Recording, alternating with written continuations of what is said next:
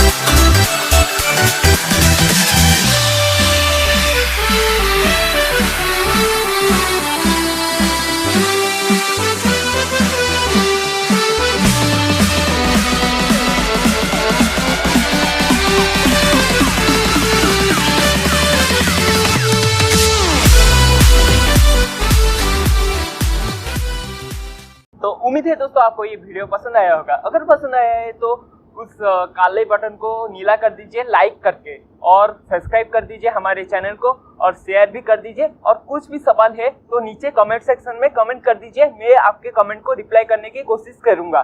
तो फिर मिलते हैं अलग एक वीडियो में, तभी के लिए जय Hind, Vande Mataram and good bye.